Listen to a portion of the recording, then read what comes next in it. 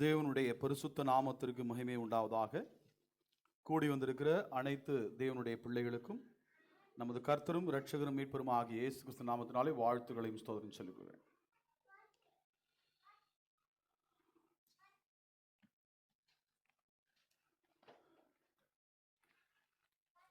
எபிரேயர் நிருபம் 1 அதிகாரம். எபிரேயர் நிருபம் 1 அதிகாரம்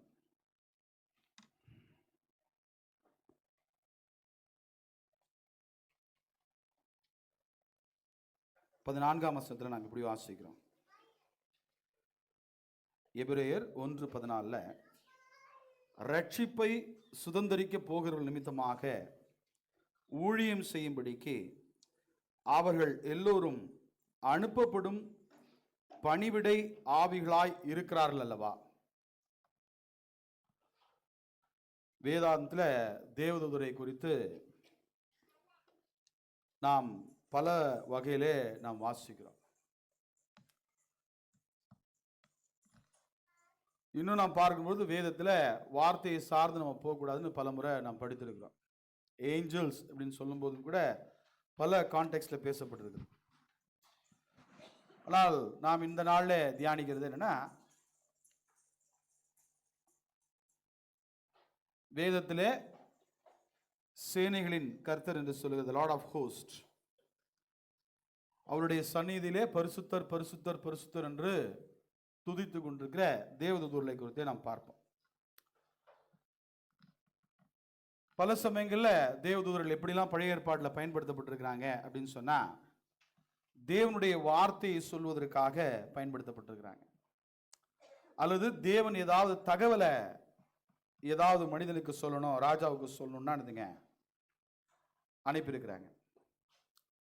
பல சமயங்களில் சோர்ந்து போகிற பொழுது ஆறுதல் படுத்தும்படியாக தேவதூதர்கள் அனுப்பப்பட்டிருக்கிறாங்க. சில இடங்களில் நீங்க பார்த்தீங்கன்னா ப்ராமிஸ், வாக்குத்தத்தம் கொடுக்கும்படியாக அனுப்பியிருக்கிறாங்க இல்லையா. ஒருவேளை நமக்கு ஆதியாகமம் 18ஆம் அதிகாரத்தில் நாம் வாசிக்கிற பொழுது ஆபிரகாம் நான் போயிட்டு வருகிற பொழுது குழந்தை இருக்கும் அப்படின்னு பேசுகிறார். சில சமயங்களில் தண்டனையை நிறைவேற்றும்படியாக அவர் அனுப்பப்படுகிறார் தேவதூதன். சில சமயங்களில் எச்சரிக்கும்படியாக அனுப்பப்படுகிறார். சில சமயங்களில் மரணதூதனாக கூட அனுப்பப்படுகிறார். யாத்திராவும் 12ஆம் அதிகாரத்தில் சங்காரதூதன். சில சமயங்களில் வரப்போகிற காரியங்களை தெரிவிக்கும்படியாக தேவதூதன் அனுப்பப்படுகிறார். இன்னும் சில சமயங்களில் தேவனுடைய பிள்ளைகளை நடத்துவதற்காக கூட அனுப்பப்படுகிறார். இன்னும் சில இடங்களில் தேவனுடைய பிள்ளைகளை பாதுகாக்கும்படியாக அனுப்பப்படுகிறார். பல வேலைகள் பழைய ஏற்பாட்டில் தேவதூதர்கள் செய்தது நாம் பார்க்க முடியும். புதிய ஏற்பாட்டில் அவருடைய தாக்கங்கள் பல இடங்கள் இருக்குது. அதர் தேன் தேவனுடைய வார்த்தையை சொல்வதை விட புதிய ஏற்பாட்டில் நீங்கள் வருகிற பொழுது செய்தி சொல்லப்படுகிறது, தகவல் சொல்லப்படுகிறது. ஆனால் தேவனுடைய செய்தி கொடுக்கப்படலை. இதை செய்ய சொன்னார்னு சொல்லப்படலை இல்லையா. ஆமாம், ஒருவேளை உங்களுக்கு நினைவு இருக்குன்னு சொன்னால் அப்போஸ்தலர்கள் 10ஆம் அதிகாரத்தில் கொர்நேலியா கிட்ட ஒரு தூதன் சொல்லுகிறார், உன்னுடைய ஜெபங்களும் உன்னுடைய தர்மங்களும் தேவனுடைய சமூகத்தில் எட்டினது, அதனால நீ போ, இந்த இடத்துல ஒருத்தர் இருக்கிறார், அவர் அழைப்பு. அப்போ தேவனுடைய வார்த்தையை ரட்சிப்புக்கான வார்த்தை சொல்லும்படியாக தேவதூதன் பயன்படுத்தப்படலை. ஆனால் சில சமயங்களில் செய்தியை சொல்வதற்காக பயன்படுத்தப்படுகிறது. ஆனால் எபிரேயர் 13ஆம் அதிகாரத்தை நீங்கள் வாசிக்கிற போது நாம் இப்படி ஒரு வசனத்தை வாசிக்க முடியும் இல்லையா. ஆமாம், எபிரேயர் 11 நாம் வாசிக்கிற பொழுது இந்த வார்த்தை பதிவு செய்யப்படுகிறது. சகோதர சிநேகம் நிலைத்திருக்கிறது, அந்நியரை உபசரிக்க மறவாதிருங்கள், அதனால் சிலர் அறியாமல் தேவதூதரையும் உபசரித்தது உண்டு. அப்போ இந்த வார்த்தை இப்படி சொல்றாங்கன்னா ஏற்கனவே நடந்தது, இப்ப நடக்குமான்னு எனக்கு தெரியாது. ரைட்டா? அந்த வார்த்தையை நீங்க கவனிக்கணும். நீங்க சகோதரரே, சகோதர சிநேகம் நிலைத்திருக்க கிடவுது. அப்போ என்ன சொல்ல வரான்னு நீங்க பார்த்துங்க. நான் அந்த சப்ஜெக்டுக்குள்ள நான் போக விரும்பல. அப்போ பல சமயங்களில் நம்ம பார்க்கும்போது கேள்வி என்னன்னா, இப்படி சமீபத்தில் ஒரு நபரோட பேசிட்டு இருக்கிற பொழுது அவர் இந்த வார்த்தையை சொன்னார். கொஞ்சம் ஆச்சரியமா இருந்துச்சு. அல்லது மக்கள் இப்படி இருக்கிறாங்கன்னு புரிஞ்சுக்கிட்டேன். நான் ஒரு காரியத்தை முடிவெடுக்கிறது முன்னாடி நான் அந்த சகோதரனை நான் கேட்பேன், அவர் எனக்கு ஒரு தேவதூதனை போல என்னை நடத்துவார் அப்படின்னு ஒரு ஒரு ஒரு டினாமினேஷன் தான் சொன்னாங்க. அப்போ பல சமயங்கள்ல மக்கள் இப்படி புரிந்து கொள்கிறார்கள். வேதத்துல பல சம்பவங்களை நாம் பார்க்க முடியும். அப்போ தேவ தூதர்கள் பழைய ஏற்பாட்டில் பார்க்கிற பொழுது பல ஆஸ்பெக்ட்ல அவங்க இருந்தாலும் கூட தேவனுடைய இங்கே நாம் வாசிக்கிற பிரகாரமாக திரும்பி நாம் வாசிக்கிற பொழுது எபிரேயர் 1ஆம் அதிகாரத்தில் நம்ம வாசிக்கிற பொழுது 14ஆம் வசனத்தில் அந்த வார்த்தையை நம்ம நல்லா கவனிக்கணும். ரட்சிப்பை சுதந்தரிக்க போகிறவர்கள் நிமித்தமாக ஊழியம் செய்யும்படிக்கு அவர்கள் எல்லோரும் அனுப்பப்படும் பணிவிடை ஆவிகளாய் இருக்கிறார்கள் அல்லவா. those who need to be saved, அவர்களுக்காக பயன்படுத்துகிற தேவ தூதர்கள் வேதம் சொல்லுகிறது இல்லையா? அப்படிதான் நாம் வாசிக்கிறோம். ஆமா, to minister for them who shall be heirs of salvation. அப்போ தேவனுடைய பிள்ளைகளுக்கு பணிவிடை செய்வதை நாம் பல இடங்களில் நாம் பார்க்க முடியும். இந்த நாள்ல அந்த ஒரு கான்டெக்ஸ்டோட மட்டுமே நான் உங்களுக்கு சொல்ல விரும்புகிறேன். அதாவது பழைய ஏற்பாட்டில் எங்கெல்லாம் தேவனுடைய பிள்ளைகளுக்கு தேவதூதர்கள் உதவி செய்திருக்கிறார்கள் என்கிற கேள்வியோடும் நான் முடிவில் நம்ம இடத்துக்கு நம்ம வருவோம் இல்லையா. தேவதூதர்கள் பல இடங்களில் பல விதமாக தேவனுடைய பிள்ளைகளுக்கு உதவி செய்திருக்கிறார்கள். உதாரணத்துக்கு நல்ல நமக்கு பரிச்சயமான ஒரு பகுதியை நான் நாளில் நினைவுபடுத்துறேன் இல்லையா. ஆமா, ஆதியாகம புஸ்தகம் 19ஆம் அதிகாரத்தில், ஆதியாகம புஸ்தகம் 19ஆம் அதிகாரம் சம்பவம் உங்களுக்கு நல்லா தெரியும். சோதோம் கொமோரா பட்டணம் அழிக்கப்பட போகிற ஒரு நிகழ்வு.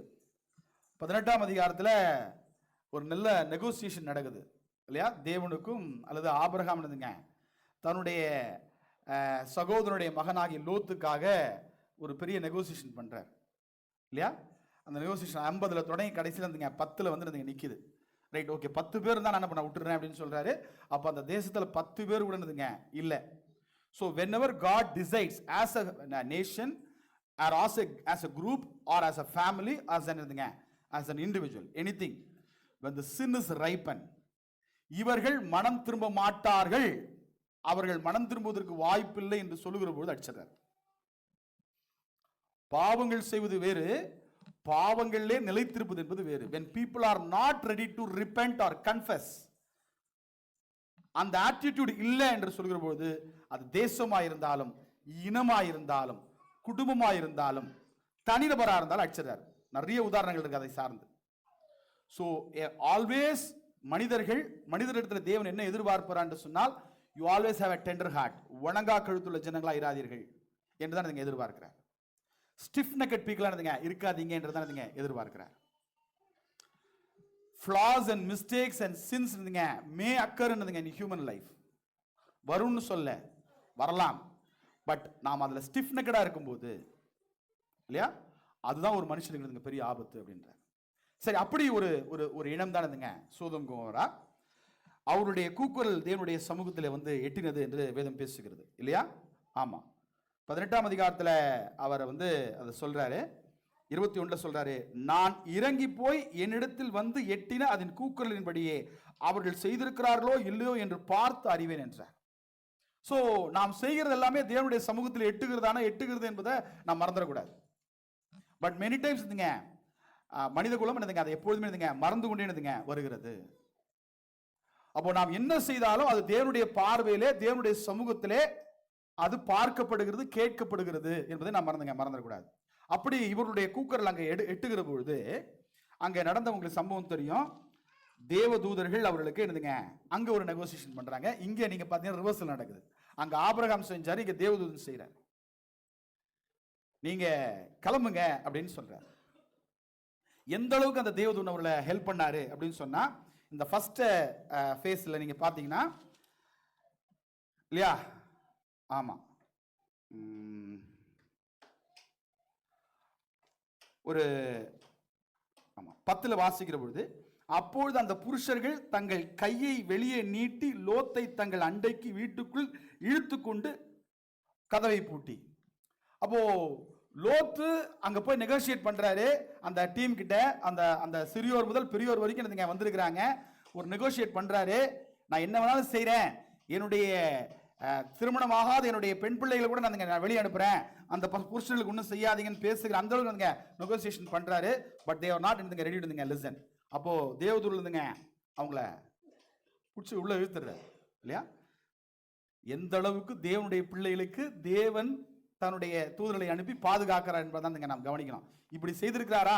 செய்திருக்கிறார் இல்லையா? அது மட்டும் கிடையாது, திரும்பி லோத்து என்னதுங்க ஒரு நெகோசியேஷன் பண்றாரு.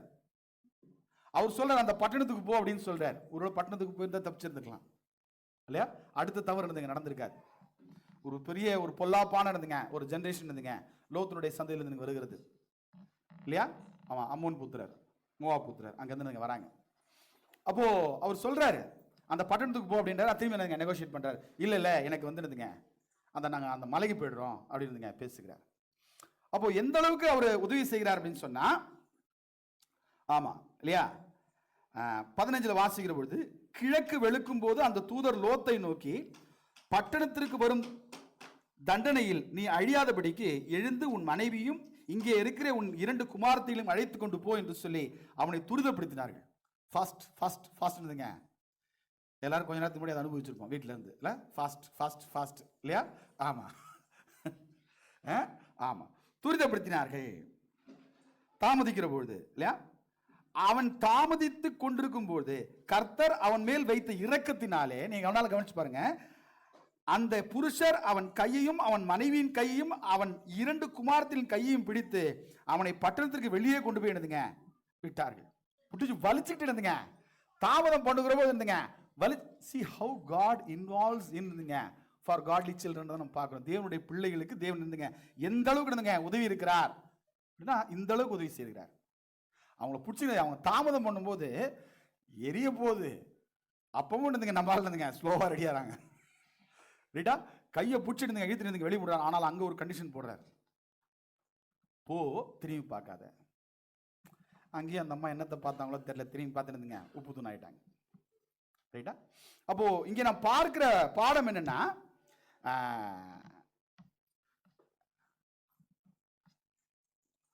லோத் என்ன முடிவு வேணாலும் நீங்க எடுத்திருக்கலாம், அவருடைய பிள்ளைகள் என்ன முடிவு வேணாலும் நீங்க எடுத்திருக்கலாம் இல்லையா? ஆனால் அவர்களை அந்த நன்மைக்குள்ளாக துரிதப்படுத்தி அவர்களை கொண்டு போய் விடுற அளவுக்கு என்னதுங்க உதவி செய்திருக்கிறார்.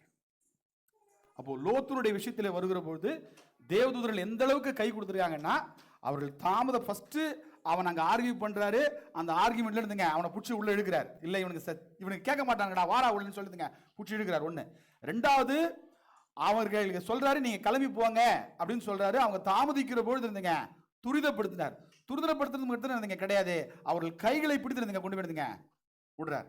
அங்கேயும் அந்த இவ்வளோ வாய்ப்பு கொடுத்து கூட இருந்துங்க நம்முடைய பல சமயங்களில் மனுஷனுடைய சுபாவத்தினால இருந்துங்க அங்கே அந்த நன்மையை கூட நீங்கள் இழந்து போகிறதுங்க ஒரு சூழ்நிலை உண்டு. அப்படிதான் அந்த அம்மா இழந்து போயிட்டாங்க. யாருங்க?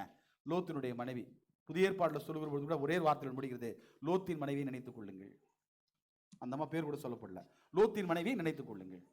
ஏன்னா அவ்வளோ பெரிய ஒரு ஆப்பர்ச்சுனிட்டி அவங்களுக்கு கிடைச்சது. தேவதூதர்கள் அவர்களை வலுக்கட்டாயமா கொண்டு போய் இழுத்து வெளியே கொண்டு போய் விடும்போதும் கூட இல்லை அது எப்படி நான் எனக்கு ஒரு நன்மை வந்துடும் அப்படின்னு சொல்லிடுதுங்க. தீமையை அந்த அம்மா கேட்டு வாங்கிட்டாங்க. அப்போ எகெயின் இப்படிப்பட்ட உதவி இருந்தாலும் கூட, தேவனுடைய தயவு இருந்தாலும் கூட ஒரு மனுஷன் அழிந்து போக முடியுமா? முடியும். Even though God involves in human matters. பாருங்க எந்த அளவுக்கு தேவனுடைய பிள்ளைகள் மீது அவர் இன்வால்வ் ஆகிறாருங்க. இன்வால்வ் ஆயிருக்கிறாரா? ஆல் ஆஸ்பெக்ட்ஸ்ல இன்வால்வ் ஆயிருக்கிறாரு. தன்னுடைய தூதர்களை அதற்காக அனுப்பினாரா? அனுப்பினார். First case. ரெண்டாவது கேஸ் உங்களுக்கு தெரிஞ்ச அடுத்த சம்பவம் இல்லையா? நான் 2 ராஜாக்கள் வாசிக்கிற பொழுது 2 ராஜாக்கள், ஆமா, God always இருந்துங்க helps his people, protects his people. நிறைய பேர் இந்த வார்த்தையை பயன்படுத்துவாங்க, கார்டியன் ஏஞ்சல்னா கொஞ்சம் பெருசாக பயன்படுத்துவாங்க இல்லையா? ஆமாம், S, God guards his people, yes, definitely, without any doubt இல்லையா? ஆமாம். 2 ராஜாக்கள் 19 ஒரு சம்பவம் நடக்குது. 2 ராஜாக்கள், சாரி மன்னிக்கு 1 ராஜாக்கள், ஐம் சாரி 1 ராஜாக்கள் 19 உங்களுக்கு நல்லா திரும்பியும் தெரிஞ்ச பகுதி தான் உங்களுக்கு நான் நினைவுபடுத்துகிறேன். எஸ், ஆகாப் எசபேல் சொல்லிட்டாங்க, நான் ஆகாப் இருந்துங்க சார் எலியா இருந்துங்க தூக்க போறேன்னு சொல்லிட்டாங்க. எலியாவுக்கு இந்த செய்தி வந்துருச்சு. ரைட்டா? ஆமா. 3 படிக்கிறேன். அவனுக்கு அது தெரிந்தபொழுது எழுந்து தன் பிராணனை காக்க யூதாவை சேர்ந்த பெயர்சபாவுக்கு புறப்பட்டு போய் தன் வேலைக்காரனை அங்கே நிறுத்திவிட்டான். அவன் வனாந்தரத்திலே ஒரு நாள் பிரயாணம் போய் ஒரு சூரை செடியின் கீழ் உட்கார்ந்து தான் சாக வேண்டும் என்று கோரி, போதும் கர்த்தாவே, என் ஆத்துமாவை எடுத்துக்கொள்ளும், நான் என் பிதாக்களை பார்க்கிலும் நல்லவன் அல்ல என்று சொல்லி ஒரு சூரை செடியின் கீழ் படுத்து கொண்டு நித்திரை பண்ணினான். அப்பொழுது ஒரு தூதன் அவனை தட்டி எழுப்பி எழுந்திருந்து போஜனம் பண்ணும் என்றான். ஒரு தன்னுடைய லைஃப்ல ஒரு பெரிய கார்னர்ல கொண்டு போய் நிறுத்திட்டாங்க இல்லையா? ஏன்னா சொன்னது ராணி எசபேல், வெரி டேஞ்சரஸ் உமன் இல்லையா? Very dangerous woman. யாருங்க? எசபேல். வேதத்தில் வெளிப்படுத்தின விசேஷம் வரைக்கும் அந்த அம்மாவுடைய பேர் பதிவு செய்யப்படுகிறது. அப்போ அந்த அம்மாவை பார்த்து அவருக்கு பயம், அவருக்கு தெரிஞ்சு போச்சு எப்படி நம்மள இருந்துங்க, எஸ் கண்டிப்பா நமக்கு நடக்க போகுது. அப்போ அந்த ஒரு பெரிய பயத்தோடும் திகுலோடு என்னதுங்க, ஒரு சூறை செடியின் கீழ் படுத்திருக்கிற பொழுது தேவன் தன்னுடைய தூதனை என்னதுங்க அனுப்புகிறார். கம்ஃபர்ட்ஸ். எஸ் எஸ் ஏஞ்சி சாப்பிடு, எழுந்து சாப்பிடு அப்படின்றாங்க. ஒரு வாட்டி கிடையாது, இட் வாஸ் டன்னுங்க 2 times இல்லையா? அவன் விழித்து பார்க்கிற பொழுது இதோ தழலில் சுடப்பட்ட அடையும் ஒரு பாத்திரத்தில் தண்ணீரும் அவன் தலைமாட்டில் இருந்தது. அப்பொழுது அவன் புசித்து குடித்து திரும்ப படுத்துக் கொண்டான். கர்த்தருடைய தூதன் திரும்ப 2ஆம் தரம் அவனை தட்டி எழுப்பி எழுந்திருந்து போஜனம் பண்ணு, நீ பண்ண வேண்டிய பிரயாணம் வெகு தூரம் என்றார். சரி, இங்க நான் பார்க்கிற பொழுது ஒரு மென்டலி இருந்துங்க கம்ப்ளீட்லி டிப்ரெஸ்ட் பர்சன் இல்லையா? தன்னுடைய, அதாவது மனுஷனுக்கு பல பிரச்சனை வரும் பார்த்துங்க. மனுஷனுக்கு பல பிரச்சனை வரும். வேலையில் உபத்திரவம் இல்லையா, சரீரத்தில் உபத்திரவம், அல்லது நிறைய உபத்திரங்கள் வரலாம் கூட. இது ரொம்ப ரொம்ப சிக்கலான உபத்திரவம். என்னன்னா, ஒருத்தர் நம்ம கொலை பண்ண போறாங்க அப்படின்றது பார்த்தீங்களா, அந்த பயம் இருக்கு தெரியுமா? ஒருவேளை கர்த்தருடைய கிருபையில அதெல்லாம் நம்ம அனுபவிச்சிருக்க மாட்டோம். ஏன்னா அப்படிப்பட்ட காலகட்டங்களில் சூழ்நிலைகள் நம்ம வாழல இல்லையா? ஒருத்தர் கொலை பண்ண போறாருன்னு மரண பயத்தில் படுத்திருக்கிறவருக்கு அது எவ்வளவு பெரிய ஒரு இது இருக்கு பாருங்க இல்லையா? அப்போ காட் நோஸ் அவனுடைய மகன் எந்த அளவுக்கு என்னதுங்க டிப்ரெஸ்டா இருக்கிறாருன்னு இருந்துங்க ஹி ஃபீல்ஸ். அவர் உணர்றார். தூதனை அனுப்புகிறார். சாப்பிட்றா, சாப்பிட்டு பலன் கொள். 2வது வாட்டி சொல்றார் இல்லையா? அதுக்கப்புறம் அவர் சாப்பிட்ட சாப்பாடுல இருந்துங்க 40 நாள் இருந்துங்க அவர் இரவும் பகலும் இருந்துங்க தேவனுடைய பர்வதம் மட்டும் இருந்துங்க அவர் நடந்து போறார் 2வது வாட்டி சாப்பிட்டதுக்கு அப்புறம். அப்போ என்ன நம்ம பேசுறோம் அப்படின்னு சொன்னா, தேவனுடைய பிள்ளைகளை எப்பொழுதுமே விட்டுறது கிடையாது என்பதை நம்ம மறந்துடக்கூடாது. எல்லா இடங்களையும் இருந்துங்க through different sources, different methods இருந்துங்க காட் இருந்துங்க டீல் பண்ணியிருக்காரு. பழைய ஏற்பாடுல ரொம்ப தெளிவாக நாம் பார்க்க முடியும். தேவதூதர்கள் அந்த பணியை செய்திருக்கிறார்கள். ஆனா எங்கே நீங்க பார்க்கிற பொழுது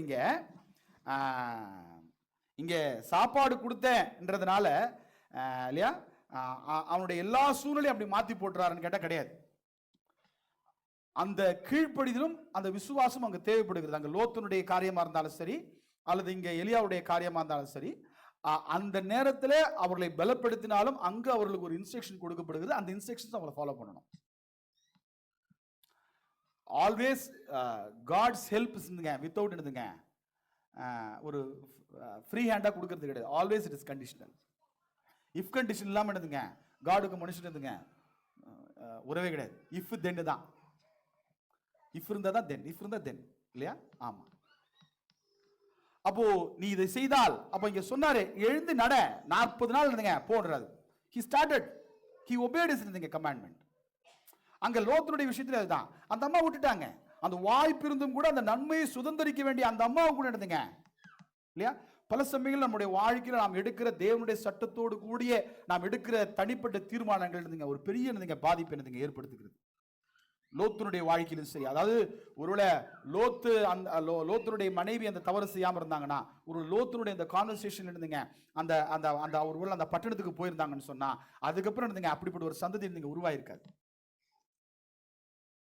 அதே மாதிரிதான் இருந்துங்க சாராளம்மா இருந்துங்க தாமதம் ஆக என்ன பண்ணிட்டாங்க, ஆகாரமா சேர்த்து விட்டாங்க. தேவன் எப்போதுமே தன்னோட மனுஷனுடைய சுய அந்த ஃப்ரீ வில்ல சுதந்திரத்தில் தேவன் தலையிடுவது கிடையாது. But he always watches. God always wants to help his people to come out of the problem. தேவன் விட்டுறாரான்னு கேட்டா விட்டுறது கிடையாது. பட் பல சமயம் நம்ம என்னதுங்க கவனிக்கிறது கிடையாது. we always go by என்னதுங்க அவர் என்னதுங்க விஸ்டம் இல்லையா. நாம அங்க நினைச்சுக்கிறோம் இல்ல நம்ம தான் ஏதோ பெருசா செஞ்சுட்டோம் அப்படின்னு சொல்லி இல்லையா. இல்ல ஆல்வேஸ் இருந்துங்க God's guidance is always there இருந்துங்க. ஃபார் எக்ஸாம்பிள் 1 யோவான்ல வாசிக்கிற பொழுது 1 யோவான் 5ஆம் அதிகாரத்தில் நாம் வாசிக்கிறோம். 1 யோவான் 5ஆம் அதிகாரம் 14 வாசிக்கிற பொழுது, நாம் எதையாகிலும் அவருடைய சித்தத்தின்படி கேட்டால் அவர் நமக்கு செவி கொடுக்கிறார் என்பதே அவரை பற்றி நாம் கொண்டிருக்கிறதுங்க தைரியம். நாம் எதை கேட்டாலும் அவர் நமக்கு செவி கொடுக்கிறார் என்று நாம் அறிந்திருந்தோமானால் அவரிடத்தில் நாம் கேட்டவைகளை பெற்றுக்கொண்டோம் என்று அறிந்திருக்கிறோம். whenever நம்முடைய வாழ்க்கையில இக்கட்டுகளும் பிரச்சனைகளும் வருகிற போது நாம் கேட்கிறோம் அப்படின்னு சொல்லும்போது, விசுவாசம் என்று சொன்னா என்ன தெரியுமா? தேவனுக்கு கொடுப்பதற்கு வல்லமை உண்டு என்பது விசுவாசம் கிடையாது. தேவனுக்கு கொடுப்பதற்கு வல்லமை உண்டு என்பது விசுவாசம் கிடையாது. தேவன் நான் கேட்டால் கொடுப்பார் என்பதுதான் விசுவாசம். இது ரெண்டுக்கு வித்தியாசம் உண்டு. அது காமன் ஸ்டேட்மெண்ட். என்ன காமன் ஸ்டேட்மெண்ட்? Safe statement. என்னதுங்க? பிதாவே உம்முடைய சித்தம் இருந்தால் எனக்கு தாரும். இது ரொம்ப சேஃப் ஸ்டேட்மெண்ட் இல்லையா. தேவன் கொடுப்பார், தேவனால் கொடுக்க முடியும் என்பது அவருடைய வல்லமையை நாம் விசுவாசிப்பது என்பது நான் விசுவாசிச்சா அது எனக்கு பயன் கிடையாது. கடவுளே இல்லைன்னு ஒருத்தன் சொல்றான், கடுதுனே தேவனை தண்டிப்பது கிடையாது. கடுதுனே விக்கிரகம் தான் கடவுள்னு ஒருத்தன் சொல்றான், தேவனை தண்டிப்பது கிடையாது. It is free choice. கடவுள் இருக்கிறன்னு ஒரு குரூப் சொல்லுது. இல்ல கடவுள் இருக்கிறாரு, நான் கேட்டா தருவார். அதான் விசுவாசம். கடவுளுக்கு தருவதற்கு வல்லமை உண்டு. நீ சொன்னாலும் இல்லாட்டி இருந்துங்க, that is his attribute. அது அவருடைய நேச்சர், அது அவருடைய வல்லமை. அவருக்கு தருவதற்கு வல்லமை முடியாது. நான் கேட்டா தருவார் என்பதுதான் விசுவாசம். எனக்கும் தேவனுக்கும் தொடர்பு இல்லைங்க, அங்கதான். அப்போ இட் இஸ் ஆல்வேஸ் இருந்துங்க, தேவன் பல சமயங்களில் பல வகையில தேவன் மனுஷனுக்கு உதவி செய்கிற பொழுதும் கூட அந்த சட்டங்களும் கீழ்ப்படிதலும் எல்லா இடத்திலும் இருக்கின்றது நாம் பார்க்க முடியும். மூணாவதாக ஒரு சம்பவம் நாம் வாசிக்கிற பொழுது, ஆமா இல்லையா, மூணாவதாக ஒரு சம்பவம் நமக்கு திரும்பி என்னதுங்க, again these all என்னதுங்க we studied many times. தானியேல் தீர்க்கதரிசி புத்தகம் 3ஆம் அதிகாரம் இல்லையா. நல்ல அருமையான சம்பவம். அருமையான இந்த தேவனுடைய பிள்ளைகள், வாலிப பிள்ளைகள். அதனால தான் வேதம் சொல்லுகிறது, உன் வாலிப பிராயத்தில் சிருஷ்டிக்கிறேன்னு. வயசாகும்போது பல காரியங்கள் நம்ம யோசிப்போம், அது இதுன்னு சொல்லல. ஆமாம், ஆனால் வாலிப பிள்ளைங்க இளம் கன்று பயம் அறியாதுன்ற மாதிரி இருந்துங்க. ஆனால் ஆபிரகாம்லாம் 75 வயசுல இருந்துங்க அவர் தீர்மானம் பண்ணார். அங்கேயும் இருக்குது, அப்படின்னு நம்ம பார்க்கணும் ரைட்டா. பட் ஆல்வேஸ் இருந்துங்க, it is easy for to two anything for the Lord இருந்துங்க. இந்த யூத், இந்த வாலிப நாட்களில் நம்மளால முடியும், அல்லது there is always time in life இல்லையா. நாம் நம்மளால சுயமாய் நம்முடைய காரியங்களை செய்து கொள்ள முடியாத அளவுக்கு காலங்கள் முதிர் வயதில் வரும் இல்லையா. அதை பிரசங்கி சொல்லுகிற பொழுது எனக்கு பிரியமானதல்ல என்று சொல்லக்கூடிய நாட்கள் ஒரு மனுஷனுக்கு இருக்கு. அப்போ we are all dependent, we may be dependent இல்லையா. பட் நம்மளால முடிகிற காலகட்டத்தில் நாம் தேவனுக்கு எந்த அளவுக்கு விசுவாசமாய் கீழ்ப்படுகிறோம் என்பது ரொம்ப ரொம்ப முக்கியம். ஏன்னா அங்கதான் நம்முடைய ஃப்ரீவில். முதிர் வயதாகிற பொழுது நாம் முடிஞ்சால் இருந்துங்க, மனசு முடிஞ்சால் இருந்துங்க, சரீரம் ஒத்துழைக்காது ரைட்டா. பட் அப்போ வேதம் சொல்லுது how much we are. அப்போ இங்கே நாம் பார்க்கணும் அந்த அருமையான இருந்துங்க இந்த தேவனுடைய பிள்ளைகள் இல்லையா, ஷாத்ராக் மேஷாக் ஆபேத்நேகோ. 16 சொல்லுகிற பொழுது, ஷாத்ராக் மேஷாக் ஆபேத்நேகோ என்பவர்கள் ராஜாவை நோக்கி, நேபுகாத்நேச்சரே, இந்த காரியத்தை குறித்து உமக்கு உத்தரவு சொல்ல எங்களுக்கு அவசியம் இல்லை. நாங்கள் ஆராதிக்கிற தேவன் எங்கள் தேவன் எங்களை தப்புவிக்க வல்லவராயிருக்கிறார். அவர் எரிகிற அக்னி சூளைக்கும் ராஜாவாகி உடைய கைக்கும் நீங்களாக்கி விடுவிப்பார். விடுவிக்காமற் போனாலும் நாங்கள் உடைய தேவர்களுக்கு ஆராதனை செய்வதும் இல்லை, நீர் நிறுத்தின பொற்சிலையை எனக்கு பணிந்து கொள்வதும் இல்லை என்கிறது ராஜாவாகி உமக்கு தெரிந்திருக்கிறது என்றார். அப்பொழுது நேபுகாத்நேச்சருக்கு கடும் கோபம் உண்டு. ஷாத்ராக் மேஷாக் ஆபேத் நேபோ என்பவர்களை விரோதமாய் அவனுடைய முகம் வேறுபட்டது. சூளையை சாதாரணமாய் சூடாக்குவதை பார்க்கிலும் 7 மடங்கு அதிகமாய் சூடாக்கும்படி உத்தரவு கொடுத்து. எந்த அளவுக்கு கோபம் இருக்கு, 7 மடங்கு கோபம் இல்ல, அவ்வளோ எரிச்சல். அது இயல்பில் நம்ம சொல்றதை கேட்கல அப்படின்னு சொல்லும்போது ஒரு பெரிய எரிச்சல் மனுஷனுக்கு வருது. ஆல்வேஸ் மேன் இருந்துங்க, இது இட்ஸ் a ப்ராப்ளம் ஆஃப் இருந்துங்க மனிதனுடைய பிரச்சனை என்ன தெரியுமா, நான் சொல்றதை கேட்க மாட்டான், அதுவும் அதிகாரத்தில் இருக்கு. அது அகைன் தட் கிளியர்லி இருந்துங்க அண்டர்ஸ்டாண்ட்ஸ். நம்ம யார்கிட்ட கேட்க மாட்டோன்றது நெக்ஸ்ட். மனுஷன் ஹியூமன் மைண்டு நல்லா தெரியும். இங்க இவனுக்கு நல்லா தெரியும், யாருக்கு? ஷாத்ராக் மேஷாக் ஆபேத்நேகோவுக்கு நல்லா தெரியும் இவர் என்ன பண்ண போறாருன்னு தெரியும். ராஜா தன்னுடைய பேச்சு கேட்கலன்னு ராஜா என்னதுங்க சமகம் வந்துச்சு, அவருடைய முகம் என்னதுங்க வேறுபட்டது, 7 மடங்கு என்னதுங்க சூடாக சொன்னார். ஆமா, ஷாத்ராக் மேஷாக் ஆபேத்நேகோ என்பவர்களை எரிகிற அக்னி சூளையிலே போடுவதற்கு அவர்களை கட்டும்படி தன் ராணுவத்தில் பலசாலிகளாகிய புருஷருக்கு கட்டளையிட்டார். அங்கேயும் இருந்துங்க லூஸ் ஆயிடக்கூடாது, நல்லா டைட்டா போடு அப்படின்றாங்க. ரைட்டா? ராஜாவின் கட்டளை கடுமையா இருந்தபடினாலும் சூளை மிகவும் சூடாக்கப்பட்டிருந்தபடினாலும் அக்னி ஜுவாலையானது ஷாத்ராக் மேஷாக் ஆபேத்நேகோ என்பவர்களை தூக்கி கொண்டு போன புருஷரை கொன்று போட்டது. எந்த அளவுக்கு அக்னியோட உக்கிரம் இருந்துச்சுன்னா, ஏன்னா கட்டிட்டாங்க, கட்டினதுக்கு அப்புறம் என்னதுங்க தூக்கி உள்ள போட போறாங்க, ஏன்னா ஓடி வந்துடக்கூடாது இவனுங்க. ரைட்டா? உள்ளதுக்கு போடுறாங்க, கொண்டு போய் போறவங்க என்ன பண்ணாங்க? செத்து போயிட்டாங்க. அந்த அளவுக்கு என்னதுங்க அந்த ஹீட் அப்படி இருந்துச்சு. ஷாத்ராக் மேஷாக் ஆபேத்நேகோ என்னும் அந்த 3 புருஷரும் கட்டுண்டவர்களாய் எரிகிற அக்னி சூளைக்குள் நடுவிலே விழுந்தார்கள். அப்பொழுது ராஜாவாகிய நேபுகாத்நேசர் பிரமித்து தீவிரமாய் எழுந்திருந்து தன் மந்திரிமார்களை நோக்கி, 3 புருஷர் அல்லவா கட்டுக்கொண்டவராய் அக்னியிலே போடுவித்தோம் என்றான். அவர்கள் ராஜாவுக்கு பிரதியுத்தரமாக, ஆம் ராஜாவே என்றார்கள். 3 பேர் தடா போட்டோம், கரெக்டு தானே? ராஜாவுக்கு டவுட் ஆயிடுச்சு. ஆமா. அதற்கு அவன், இதோ 4 பேர் விடுதலையாய் அக்னியின் நடுவிலே உலாவுகிறதை காண்கிறேன், அவர்களுக்கு ஒரு சேதமும் இல்லை, 4ஆம் ஆளின் சாயல் தேவபுத்திரனுக்கு ஒப்பாய் இருக்கிறது என்றான். இது இந்த statement யாருடையதுங்க? நேபுகாத்நேசருடையது. God always protects his people. ஆமா, நாம் நினைக்கிறோம் நம்முடைய பிரச்சனைகளை, நம்முடைய இக்கட்டுகளை, நம்முடைய துன்பங்கள் என்னதுங்க நாம் தனியா இருக்கிறோம் நம்ம நினைச்சிட்டு இருக்கோம் இல்லையா? இல்ல there is always இருந்துங்க somebody is there with us. அந்த இடத்துல இருந்துங்க நம்ம பார்க்கிறோம். these all இருந்துங்க, this all not இருந்துங்க ஸ்டோரிஸ். இது வந்து கதைகள் அல்ல, இது சம்பவங்கள். 3 பேர் இருக்கிற இடத்துல 4 பேர் இருந்தாங்க, நடந்து போனதாங்க. வசனம் சொல்லுது உலாவுகிறார்கள். உலாவுறது என்ன தெரியுமா? நீங்க அந்த வார்த்தை நீங்க தமிழ்ல பார்த்து பாருங்க, அப்படியே ஜாலியா கேஷுவலா இருங்க, அப்படியே இல்ல கேஷுவல் வாக். எதுலங்க? அக்னி ஜுவாலையில கேஷுவல் வாக் பண்ணிட்டு இருக்காங்க. 3 பேர் கிடையாது, 4 பேர். அந்த ஸ்டேட்மெண்ட் சொல்லப்படுகிறது இல்லையா? ஆமா. கீழே நீங்க வாசிக்கிற பொழுது அவருடைய தலைமயிர் கருகாமலும், ரொம்ப அருமையான வார்த்தை பாருங்க. இருக்கிறதுலே தீயில போட்டா முதல்ல இருந்துங்க ஃபர்ஸ்ட் இருந்துங்க கருகி போறதுங்க இப்படிதான் டக்குன்னு போயிடும், ஸ்க்குன்னு போயிடும் இல்லையா? அவங்களுக்கு ஒண்ணுமே ஆல. தேவனுடைய பிள்ளைகளை பாதுகாக்கிறாரா? நம்ம மறந்துடுறோம். இல்ல நம்ம ஆல்வேஸ் இருந்துங்க we go with our இருந்துங்க own knowledge, own wisdom, own strength, own power. இதுதான் மைண்ட்ல எப்பவுமே இருக்குது. இல்ல we have the proofs இருந்துக்கிறாங்க. ஒருவேளை இந்த 4வது ஆளை அவங்க அண்டர்ஸ்டாண்ட் பண்ணாங்களா? ஷாத்ராக் மேஷாக் ஆபேத்நேகோ அண்டர்ஸ்டாண்ட் பண்ணாங்களா? we do not know that. But வெளியில இருக்கிறவர் பார்த்து சொன்னாரு, இல்லப்பா அங்க பாரு ஒருத்தன் தேவதூதனை போல இருக்கிறார் பாரு. 4வது ஆள். They were strong in faith. Whatever may happen in their life, அவங்களுடைய எக்ஸ்டர்னல் இருந்துங்க ஃபேக்டர்ஸ் did not இருந்துங்க stumble their faith. அவங்களுடைய புறம்பான சூழ்நிலைகள் என்ன பண்ணலன்னா அவங்களுடைய விசுவாசத்தை கொஞ்சம் கூட என்ன பண்ணலங்க தகர்க்கல. தேவதூதர்களை அவர்களை இந்த இடத்துல நீங்க பாத்தீங்கன்னா அவர்களை ஆறுதல் படுத்தவோ, நீங்க தைரியமா இருங்க, நீ செஞ்சது கரெக்ட், நான் கூட இருக்கிறேன்னு சொல்றதுக்கோ தேவதூதர்கள் அனுப்பப்படல. ரைட்டா? It is a message for Nebuchadnezzar. ரைட்டா? They stood in their faith. அப்போ நம்மளும் நாம கவலைப்பட்டு இருக்கும்போது யாராவது கவலைப்படாத நான் கூட இருக்கேன்னு ஏதாவது தேவதூதர் சொல்வா நீங்க நினைச்சீங்க அப்படின்னா அப்படி கிடையாது. Stick on your faith. உங்களுடைய விசுவாசத்தில் நீங்கள் உறுதியா இருந்து சொன்னால் கண்டிப்பாக உங்களுடைய எப்படிப்பட்ட இக்கட்டா இருந்தாலும், எப்படிப்பட்ட உங்களுடைய வேதனைகளா இருந்தாலுங்க, God will deliver from that. This is what faith is. Faith is not simply believing God is there. எபிரேயர் 11:4 நம்ம அதை வாசிக்கிறோம். விசுவாசம் இல்லாமல் தேவனுக்கு பிரியமா இருப்பது கூடாத காரியம். ஏனென்றால் தேவனிடத்தில் சேர்கிறவன் அவர் உண்டு என்றும். It's common factor. நான் இருந்தாலும் சரி இல்லாட்டியும் சரி God இருக்கிறார்.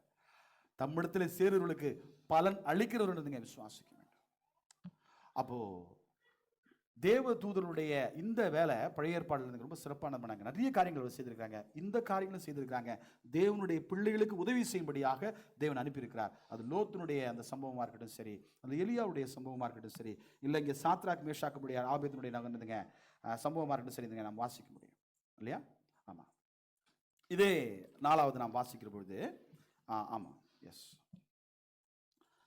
4வதுல வாசிக்கும் போது தானியேல் இதே சம்பவத்தில் 6ஆம் அதிகாரத்தில் இங்கே தானியேலுடைய ஸ்டேட்மெண்ட்டை நம்ம பார்க்க முடியும். இந்த சம்பவம் உங்களுக்கு நல்லா தெரியும் இல்லையா? என்ன சம்பவம்னா, ஜபம் பண்ணக்கூடாது அப்படின்னு சொல்லிட்டாரு. ஜபம் பண்ணால் தூக்கினதுங்க சிங்கத்தின் கெபியில் போடுவாங்க. நமக்கு அந்த பிரச்சனைலாம் கிடையாது, சொல்லலாம் தேவையில்லை. ஜபம் பண்ணால் சிங்கத்தின் கெபியில் போடுறோம் வாய்ப்பே இல்லை. எங்கிட்டலாம் இருந்துங்க சொல்லவே முடியாது. என்ன சொல்ல முடியாதுங்க, ஜபம் பண்ணக்கூடாதுன்னு சொல்லவே வேணாம் இல்லையா? யோசிச்சு பாருங்க, ஒரு நாளில் இந்த 7 நாளில் உங்களுடைய தினசரி வாழ்க்கையில் எவ்வளோ நேரம் நீங்கள் ஜெபம் பண்ணியிருப்பீங்க? கொஞ்சம் யோசிச்சு பாருங்க. how many times, how many hours you would have spent in your prayers இல்லையா? ஆனால் தானியேலுக்கு அந்த பிரச்சனை இருந்துச்சு. என்ன பிரச்சனை இருந்துச்சுங்க? நீ ஜெபம் பண்ணக்கூடாதுன்றது பிரச்சனை இருந்துச்சு. ஆனால் அவர் என்ன பண்ணார் அப்படின்னு சொன்னால், நமங்களாம் தெரியும் இல்லையா? ஆமாம், அவர் எப்பொழுதும் போல் என்ன பண்ணாருங்க, அவர் ஜெபம் பண்ணார். தகவல் இருந்துங்க ராஜாவுக்கு போயிடுச்சு. என்ன பண்ணிட்டாங்கன்னா, தூக்கி என்ன பண்ணிட்டாங்க, சிங்கத்தின் கெபியில் இருந்துங்க போட்டாங்க. நான் நேராக கருத்துக்கு போயிட்டேன், உங்களுக்கு நல்லா தெரியுன்றதுனால 16 படிக்கிறேன். அப்பொழுது ராஜா கட்டளையிட அவர்கள் தானியேலை கொண்டு வந்து அவனை சிங்கங்களின் கெபியிலே போட்டார்கள். இப்போ என்ன தெரியுமா, இந்த இந்த இந்த ஜீவோக்கு அவ்வளோ பெரிய அதிகாரம் உண்டு. எந்த அதிகாரம் உண்டுங்க? ஒரு ஜீவோ நிறைவேற்றிட்டேன்னு சொன்னால் செஞ்சவராலே என்ன பண்ண முடியாதுங்க, அதை விட்ரா பண்ண முடியாது. இங்கே ராஜா தான் முத்திரை போட்டார். எப்படியோ கன்வின்ஸ் பண்ணி முத்திரையை போட வச்சுட்டாங்க. எதுங்க, ஜெபம் பண்ணா தூக்கி சிங்கத்தின் கெபியில் போடணும்னு. இப்போ ராஜாவுக்கு டென்ஷன். என்ன டென்ஷனுங்க? ஐயோ இப்படி ஆயிடுச்சே. யாருக்கு? தானியேலுக்கு இப்படி ஆயிடுச்சு. ராஜாவுக்கு டென்ஷன். போட்டுட்டு சொல்றாரு ராஜா தானியேலை நோக்கி, நீ இடைவிடாமல் ஆராதிக்கிற உன் தேவன் உன்னை தப்புவிப்பார் என்றார். யார் சொல்றாரு பாருங்க, யார் தப்புவிப்பாருங்க, யார் சொல்லணுங்க? தானியேல் வாஸ் வெரி கண்டுங்க, கம்ஃபர்டபுளா இருந்தாரு. இங்கே ராஜா சொல்றாரு, இடைவிடாமல் ஆராதிக்கிற உன் தேவன் உன்னை தப்புவிப்பார் என்றார். அப்போ நம்மளும் கூட என்னதுங்க, நம்மளை தேவன் தப்பு வைக்கணும்னா இங்கே ஒரு வார்த்தையை கவனிக்கணும். நீங்கள் என்னதுங்க, இடைவிடாமல் ஆராதிக்கிற இல்லை, நமக்கு டைம் கிடைச்சாலே என்னதுங்க கஷ்டமா இருக்குது. இடைவிடாமல் இருந்துங்க ஆராதிக்கிற இல்லையா? ஆமாம், ரைட். ஒரு கல் கெபியினுடைய வாசலில், ரைட் 16, ஆமாம், ஒரு கல் கெபியினுடைய வாசலின் மேல் கொண்டு வந்து வைக்கப்பட்டது. தானியேலை பற்றிய தீர்மானம் மாறாதபடிக்கு ராஜா தன் மோதிரத்தினாலும் தன் பிரபுக்களின் மோதிரத்தினாலும் அதன் மேல் முத்திரை போட்டான். பின்பு ராஜா தன் அரண்மனைக்கு போய் முழுவதும் போஜனம் பண்ணாமலும் கீதவாத்தியம் முதலானவைகளுக்கு தனக்கு முன்பாக வரவட்டாமலும் இருந்தான். அவனுக்கு நித்திரையும் வராமல் போயிற்று. ராஜா எவ்வளோ டென்ஷனாக இருக்கா பாருங்க.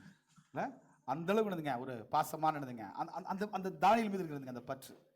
கீழே காலமே கிழக்கு வெளுக்கும் போது ராஜா எழுந்திருந்து சிங்கங்களின் கெபிகளுக்கு தீவிரமாய் போனான். ஃபர்ஸ்ட் ஓடுறது யாருங்க? இதெல்லாம் நடக்காத ஒரு காரியம் பாருங்க. ராஜா ஓடுறாரு. ராஜா கெபியின் கிட்ட வந்த பொழுது துயர சத்தமாய், அவருக்கு ஒரு டவுட் தான் இல்ல, அங்க சொன்னாரு, என்ன சொன்னாருங்க, தேவன் உன்னோடு இருப்பார்னு சொன்னாரு. இருந்தாலும் என்னதுங்க, உள்ள விட்டது சிங்கமாச்சே, ரைட்டா? அவருக்கு ஒரு டவுட், ஒரு துயர சத்தமா கேட்கிறாரு, இல்ல தானியேலே, ஜீவனுள்ள தேவனுடைய தாசனே, நீ இடைவில்லாமல் ஆராதிக்கிற உன் தேவன் உன்னை சிங்கங்களுக்கு தப்புவிக்க வல்லவரா இருந்தாரா என்று தானியேலை கேட்டான். அப்போது தானியேல் ராஜாவே நீர் என்றும் வாழ்க, சிங்கங்கள் என்னை சேதப்படுத்தாதபடிக்கு தேவன் தம்முடைய தூதனை அனுப்பி அவைகளின் வாயை கட்டி போட்டார்.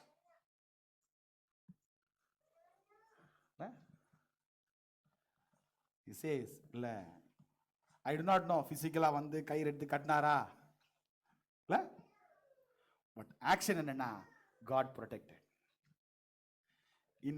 அது நினைத்து கூட பார்க்க முடியாத யதார்த்தத்துக்கு இயல்பாலா நடக்காது பாருங்க. ஃபெய்த் எப்பவுமே அதுக்கு தாங்க தேவை. நடக்கிறதுக்கு தேவை இல்லையா? நடக்கிறதுன்னு தேவனே, அதான் வேதம் எப்பவுமே சொல்லுது. நீ காண்கிறதை நம்ப வேண்டியது அவசியம் என்னன்னு கேக்குது வேதம். காணாததை நம்பினோம் ஆகில். Faith and hope is all about which is not seen. எதை பார்க்கிறோமோ அதுக்கு தேவை கிடையாதுங்க.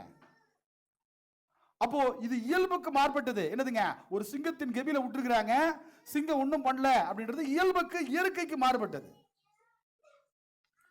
தானியேல் சொல்றாரு, தேவன் தன்னுடைய தூதனை அனுப்பி அதனுடைய வாயிடத்தை கட்டிட்டாரு என்றார், என்ன ஒன்றும் பண்ணல என்றார். இங்க நம்ம திரும்பி அதுவும் சொல்ல முடியாது. என்ன சொல்ல முடியாதுங்க, எல்லாம் அந்த சிங்கம் வந்து என்னதுங்க, பொம்மை சிங்கம் இல்ல, சும்மா ஏமாத்திட்டாங்க கரெக்டுதானே அப்படிலாம் சொல்ல முடியாது. ஏன்னா அடுத்த வருஷம் நீங்க கவனிச்சு பார்த்தீங்கன்னா, ஆமா 24 வாசிக்கும் போது தானியேலின் மேல் குற்றம் சாட்டின மனுஷரையோ வென்றால் ராஜா கொண்டு வர சொன்னான். அவர்களையும் அவர்கள் குமாரரையும் அவர்கள் மனைவியையும் சிங்கத்தின் கெபியிலே போட்டார்கள். அவர்கள் கெபியின் அடியிலே சேரும் முன்னே சிங்கங்கள் அவர்கள் மேல் பாய்ந்து அவர்கள் எலும்புகளை எல்லாம் நடந்துங்க நொறுக்கி போட்டது. அப்போ ஒரிஜினல் சிங்கம் தான். கரெக்டா? அப்போ என்ன சொல்றோம்னா, தேவனுடைய பிள்ளைகளை பாதுகாக்கிறாரா? பழைய ஏற்பாடு நீங்க வாசிக்கும் போது தேவதூதர்கள் அங்க இருந்து என்ன பண்ணாங்க? செஞ்சாங்களா? செஞ்சாங்க. இப்போ கடைசி எப்பவுமே கேள்வி என்னதுங்க? அப்போ எனக்கு அடுத்த கேள்வி ஆல்வேஸ் இருந்துங்க, இட் கம்ஸ் டு இருந்துங்க, ஹவ் அபௌட் அஸ்? இல்லையா? புதிய ஏற்பாடுல நம்ம நிறைய வாசிக்க முடியும். ஆமாம், நேரம் ஆயிடுச்சு. புதிய ஏற்பாடுலையும் பேதுரு இல்லையா, பவுல் இல்லையா, இப்படி பல இடங்கள் இருந்துங்க நம்ம வாசிக்க முடியும். தேவதூருடைய செயல்பாடுகள் என்னவா இல்லை புதிய ஏற்பாட்டில் வருகிற பொழுது தேவனுடைய வார்த்தையை கொண்டு வந்து சேர்க்கிற, தேவனுடைய உபதேசத்தை கொண்டு வந்து சேர்க்கிற ஒரு வேலை இருந்துங்க அவங்க செய்யல. புதிய ஏற்பாட்டில் அவங்களுக்கு அது கொடுக்கல. பழைய ஏற்பாடு இருந்துங்க அது அவங்களுக்கு கொடுக்கப்பட்டது இல்லையா? ஆமா. ஏன்னா புதிய ஏற்பாடு உபதேசத்தை குறித்து பேசுகிற பொழுது 1 பேதுரு நம்ம வாசிக்கிற பொழுது 1 பேதுரு 1 அதிகாரம் 10ஆம் வசனத்தில் வாசிக்கிற பொழுது 1 பேதுரு 1 அதிகாரம் வேணாம், டைம் ஆயிடுச்சு இல்லையா? 12 தங்கள் நிமித்தம் அல்ல நமது நிமித்தமே இவைகளை தெரிவித்தார் என்று அவர்களுக்கு வெளியாக்கப்பட்டது. பரலோகத்திலிருந்து அனுப்பப்பட்ட பரிசுத்த ஆவினாலே உங்களுக்கு சுவிசேஷத்தை பிரசங்கிக்கிறவர்களை கொண்டு இவைகள் இப்பொழுது உங்களுக்கு அறிவிக்கப்பட்டு வருகிறது. இவைகளை உற்று பார்க்க தேவதூதரும் ஆசையா இருக்கிறார்கள். புதிய ஏற்பாடு உபதேசம் எந்த அளவுக்கு ஸ்பெஷல் அப்படின்னு சொன்னா, தேவதூதரும் உற்று பார்க்க ஆசையா இருக்கிறது புதிய ஏற்பாடு உபதேசம். புதிய ஏற்பாடு உபதேசம், புதிய ஏற்பாடு சத்தியம் யாரால் சொல்லப்படலை அப்படின்னு சொன்னா, புதிய ஏற்பாடுல தூதர்களால் சொல்லப்படலை. That is the only thing we can see. But always God's protection is always தேவன் பல வகையில் தேவனுடைய பிள்ளைகளை பாதுகாக்க நாம் இங்கே வாசி நம்ம முடிப்போம். பேதுரு நாம் வாசிக்கிற பொழுது இல்லையா? ஆமா, 1 பேதுரு 3 அதிகாரம் 10 வாசிக்கிற பொழுது 1 பேதுரு 3 அதிகாரம் 10 வாசிக்கிற பொழுது, ஜீவனை விரும்பி நல்ல நாட்களை காண வேண்டும் என்று இருக்கிறவன் பொல்லாப்புக்கு தன் வாயையும் கபடத்துக்கு தன் உதடையும் விலக்கி காத்து பொல்லாப்பை விட்டு விலகி நன்மை செய்து சமாதானத்தை தேடி அதை பின்தொடர கடவன். கர்த்தருடைய கண்கள் நீதிமான்கள் மேல் நோக்கமாயிருக்கிறது, அவருடைய செவிகள் அவர்கள் வேண்டுதலுக்கு கவனமாயிருக்கிறது. தீமை செய்கிறவர்களுக்கு கர்த்தருடைய முகம் விரோதமாயிருக்கிறது. தேவனுடைய கண்களும் அவருடைய செவிகளும் எப்பொழுதுமே தேவனுடைய பிள்ளைகளை நோக்கி எப்பொழுதுமே காத்திருக்கிறது. தேவன் கண்டிப்பா தேவனுடைய பிள்ளைகளை எல்லா இக்கட்டு விடுவிக்கிறார். Problem we emotionally we don't understand that இல்லையா? ஆமா, பல சமயங்கள் we always சில சமயங்கள்ல we always go by our knowledge. எங்க நாலேஜோட போடுமோ அங்க எமோஷனலா போவாங்க, எங்க எமோஷனலா போடுமோ அங்க நாலேஜோட போவாங்க. It's a right balance. நம்முடைய விசுவாசத்துல இது ரெண்டுமே ரைட் பேலன்ஸ் இருக்கணும். எந்த right பேலன்ஸுங்க? the knowledge and emotions. அதுதான் அது வேதம் சொல்லுது வைராக்கியம்னு சொல்லுது இல்லையா? அப்போஸ்தலனாகிய பவுல் இஸ்ரவேலை குறித்து வாசிக்கிற பொழுது பேசுகிற போது அப்படி சொல்றார் இல்லையா? ரோமர் 10:1-2 வாசிக்கிற பொழுது, தேவனை பற்றி அவர்களுக்கு வைராக்கியம் உண்டு, அவர்களை குறித்து நான் சாட்சி சொல்கிறேன், ஆனாலும் அது அறிவுக்கற்ற வைராக்கியம் அல்லன்னு சொல்றார். அப்போ தேவனை பற்றி அவர்களுக்கு வைராக்கியம் இருக்குதா? இந்த வைராக்கியம் இருக்கணும். வைராக்கியம் is always comes out of emotions இல்லையா? அந்த உணர்வு, அந்த வசனம் உள்ள வேலை செய்கிற பொழுது வைராக்கியமா இருக்குது. அப்போ அறிவு, வைராக்கியம் இருக்குது, அறிவு இல்லை, அறிவு இல்லாம செய்யறோம் என்பது வேறு.